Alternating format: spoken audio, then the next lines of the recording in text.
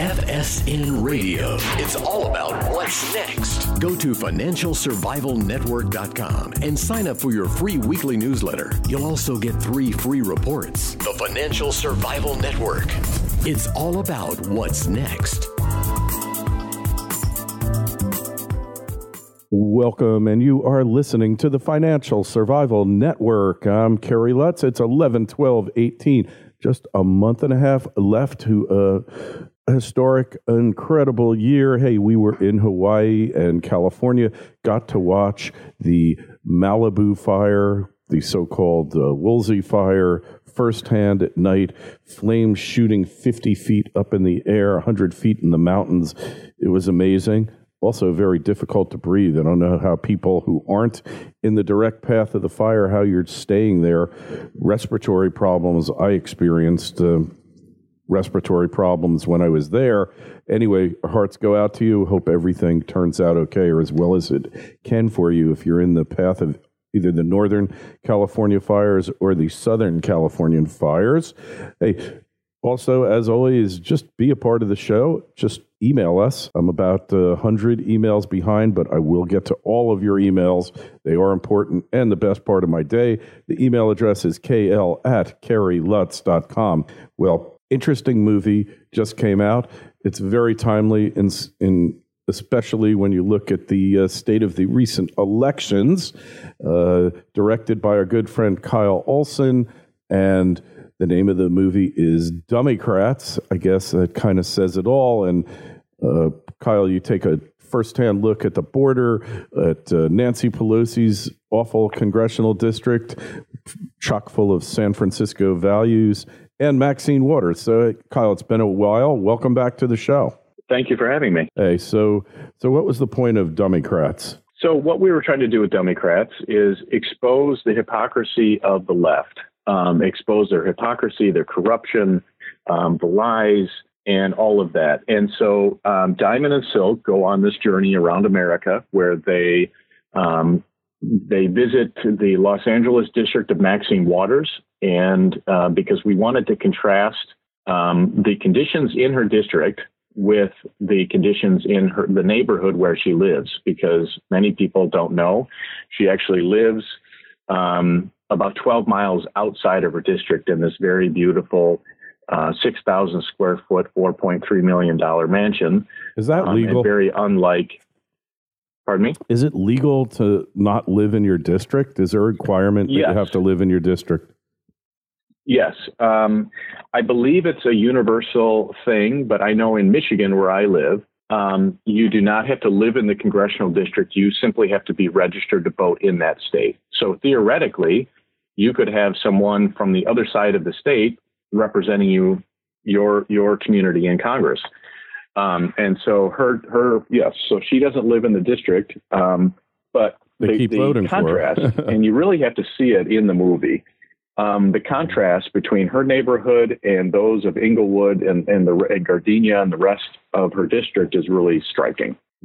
I know. I've seen it. She's a big fraud, basically, and not a very bright fraud. I think she was voted the third most corrupt, or fourth most corrupt member of the Congress, which is really saying something, isn't it? Yes, she's consistently ranked as one of the most corrupt members of Congress.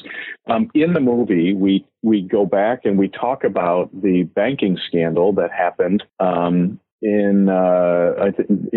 right around 2012, where she was attempting to get TARP funds, if you remember back to the stimulus, for her bank bailouts and everything. Yeah, for her husband's bank.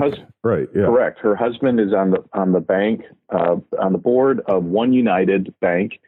And she set up a meeting, her office and her chief of staff, who was coincidentally her grandson, set up a meeting between the Treasury Department and One United Bank to get the TARP funds. And once that was realized, the whole thing, so it turned into an ethics investigation. The ethics committee determined that they couldn't find where she did anything wrong, but her grandson, who was the chief of staff, received basically a slap on the wrist from the committee. Now, what made that interesting is that when we went to her her neighborhood. Mm-hmm. We wanted to do this shot across the street. So this is nothing like Antifa did. Mm-hmm. We wanted to do a shot across the street with with her house in the background. When that happened, the grandson came out of the house, crossed the street, and demanded to know who we were. And this is all, you can see all of this in the movie. If you go to Dummycrats.com, you can buy a DVD or you can stream it and you can see all of this. Wow. And so it was sort of a fascinating turn of events, and we didn't really realize what was happening at the time or who we were talking to. Mm-hmm. But yes, it was the grandson, which then was a perfect segue into what that scandal was all about. And now what I think makes it all the more relevant is the fact that she will likely be the chair of the Financial Services Committee, she'll have much more power than she ever had when this scandal took place. That's remarkable. Why didn't they just eject her from the House? Look, she's calling for violence, against Republicans, against members of the Trump administration. What she was doing was really actionable, and yet they just let her stay there and do nothing. Right. Well, that is a good question. All I can say is that she loves to attack the president, and then she claims that she's not attacking the president. She had this scandal happen. Yeah, she's I think there's clearly a double standard for Maxine Waters, and it's unfortunate that she's able to get away with what she does. In addition, she happens to be a very, Trump has said, a low IQ person. I remember at one time before the financial crisis, she was bemoaning the evil Wall Street firm of Solomon Smith Barney Frank. I mean, you can't make this stuff up here, Kyle. She's a moron, a total moron, correct? She is. And well, yes. And she's going to be the head of a very important committee. And so it's unfortunate, but, we'll have to see how that plays out. Not to mention, she's also wanting to impeach the president. And I think that she will make that one of her missions when they actually have the power to do that. And we'll just have to see how that all unfolds. Yeah, well, good luck there, Maxine. There's a reason they call her Mad Max, isn't there? That's right. That's right. But then, so we also went to Nancy Pelosi's district because it's such an example, I think, of progressivism at work. And progressivism implemented, because here you have one of the, if not the highest taxed city in the country, and you have residents, commuters, people who are paying the taxes, having to step over human feces, use syringes, people being stuck by needles. It just is absolutely deplorable conditions. And yet you have progressives like Nancy Pelosi who call San Francisco, a beacon for the country, and and she holds up San Francisco values, and she loves to talk about all of that. And yet we show in the movie what it's actually like, the serious level of homelessness, people, literally going to the bathroom in the street. And we actually have this on film. It was not difficult to see. You didn't have to wait all day to see this, right? I mean, it's going on all over the place. People just using the streets as a toilet. Yes, and because of the homeless policies, the city's policies on homelessness, it's a magnet, and so you have people who clearly need mental services. They need mental health services because they are not right. They're living on the street. The city allows people to live on the street, and then it creates dangerous and hazardous conditions for the people who are paying the bills. Why people tolerate that, I don't have a clue. But at the end of the day, they do. And the likes of Nancy Pelosi think that it's appropriate and it's all right. And it's what they want to do to the country. Well, it's interesting you raise that point, Kyle, because I've been on a bandwagon called #reinstitutionalize now. And basically what it calls for is a permanent and long-term confinement of the mentally ill. But we'll get more into that up next. Just want to talk about finding the proper candidates for jobs.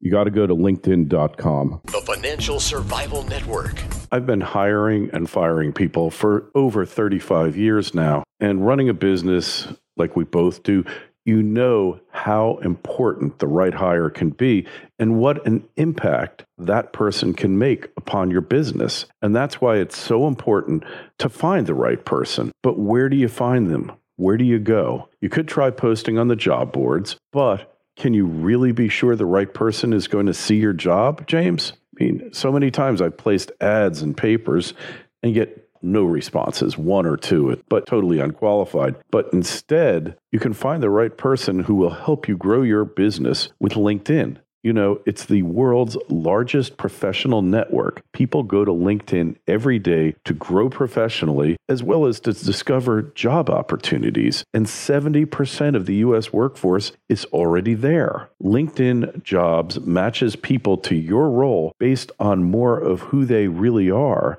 their skills, their interests, and even how open they are to new opportunities. This way, your job gets seen by more of the right people. Most LinkedIn members haven't recently visited the top job boards, but 9 out of 10 members are open to new opportunities. And that's why, look, James, I've got some job openings coming up.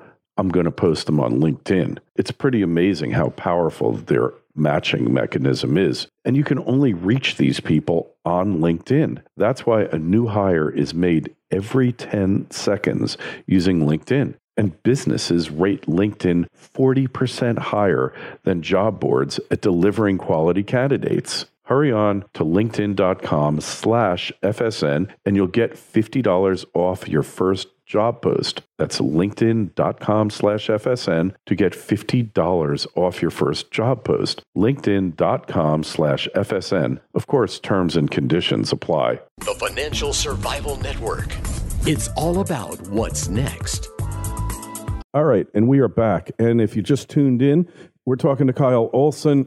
Kyle is the director of the new movie Dummycrats, and quite entertaining. It would be really hysterical if it weren't so tragic. So, Kyle, we're talking about the homeless. Now, what the left wants you to believe about the homeless is that it is a failure of capitalism, of economics, why all these people are living on the streets.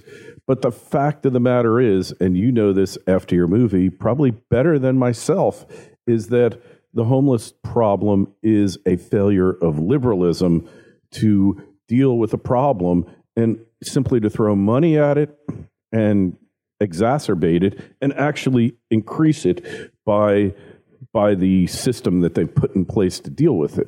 Isn't that true? Right. Well, and I did the math.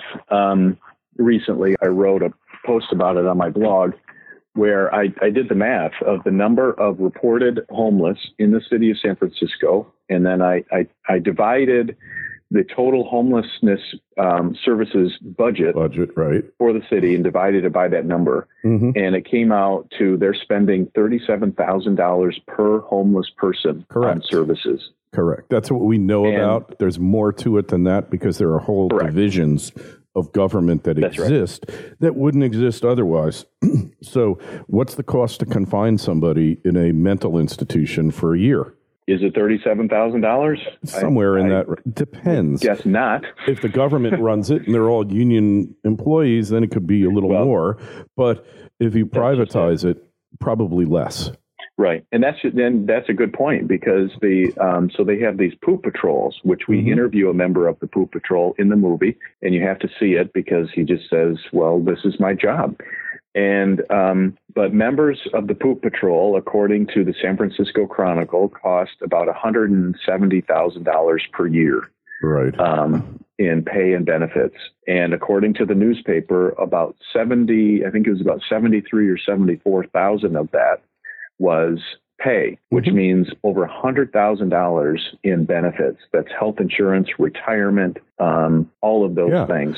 This is not a sustainable system. No. And what they have going on is a redistribution of wealth from the people who are paying the taxes and who are trying to live in the city versus the people who are paying no taxes, or the people who are implementing, the workers who are implementing the vision of these progressive politicians. And it's not a system that's sustainable.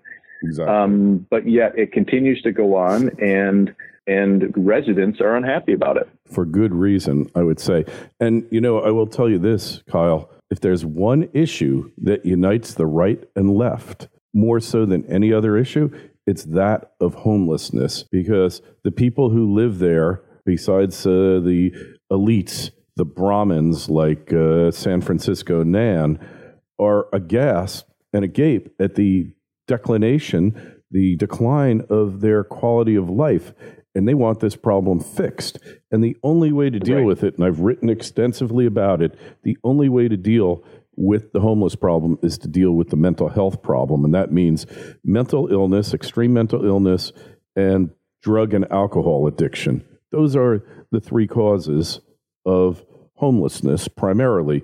The economic casualties, I would call them, can easily have your life turned around just by transitional housing and getting them a job. But that the hardcore homeless, it's a different matter altogether. So sure, but that's a tiny portion, because what we saw, I would guess, that what we saw in San Francisco was, people who clearly were mentally ill. And like, for example, as we were driving to our location. I saw a woman who, had clearly gone to the bathroom in her pants, just standing there. People don't do that. No, not functioning normal adults. People don't do that. And so but then what's interesting in the movie too is, when you make a movie like this, you sort of have an objective and you say, okay, we're going to go to San Francisco and we want to talk to some people about this problem. Well, what was interesting about when we went to San Francisco was Diamond and Silk had just finished interviewing the Poop Patrol member, and we had people coming up to us, residents, taxpayers, coming up to us. And there was one woman who said, our city cares more about illegal aliens and protecting and supporting illegal aliens than we do homeless Americans on the street who clearly need help. And I just thought, that's a really profound point, that here you have San Francisco, a sanctuary city. And of course, unfortunately, the most high profile case of that was Kate Steinle, the murder of Kate Steinle. But you have a city that they will do whatever they can to protect illegal aliens, and to the detriment of their own tax-paying citizens. But yet when it comes to the homeless, who I'm guessing most of them are probably Americans, they just allow them to live on the street, and they don't do anything about it. And it's sickening. But I think it shows that's the state of progressivism in America today.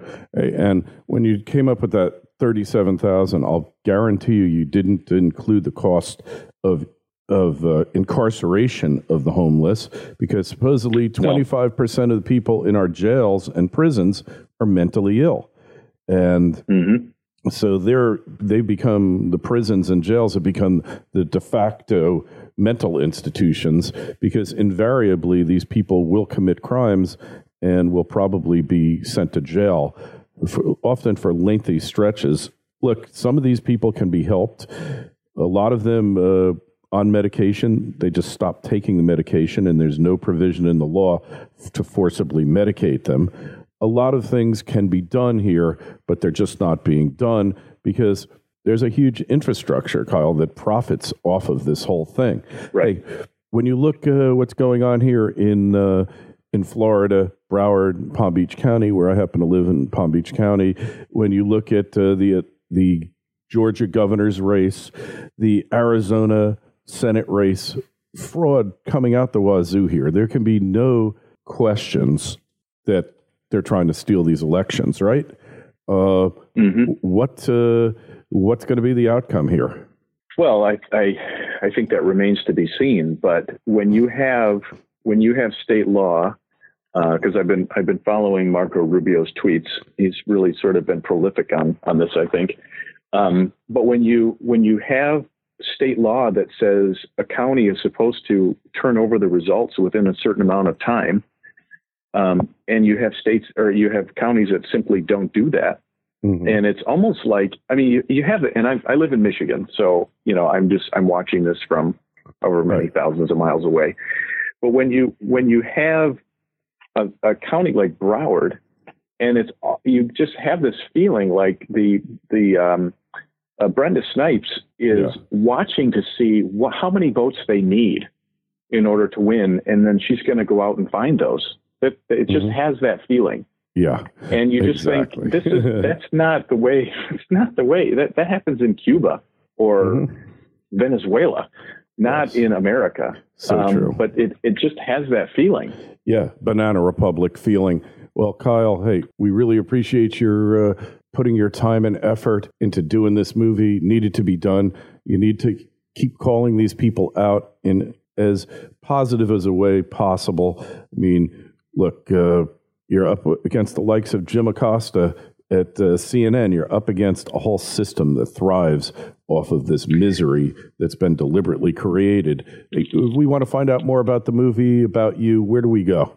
Sure. Well, and what makes this different is that there's a lot of outrage these days. You see it on Fox News. There's a lot of people that are outraged. And what we tried to do with this is get people to laugh. We tried to use ridicule. We tried to make it funny. Yes. And so that's how this is different. But if you go to dummycratsthemovie.com, you can buy DVDs, you can see the trailers, you can stream it right away. And so if you go to dummycratsthemovie.com, you can find out more. All right. Excellent. Hey, just send us an email if you got an issue, a question you want addressed on the show. We answer all. KL@KerryLutz.com, Twitter feed @KerryLutz, Facebook page, Financial Survival Network. Kyle, it's great to have you back on. We wish you great luck with the movie. Can't wait to see it myself. Thank you very much. FSN Radio. It's all about what's next. Go to financialsurvivalnetwork.com and sign up for your free weekly newsletter. You'll also get 3 free reports. The Financial Survival Network. It's all about what's next.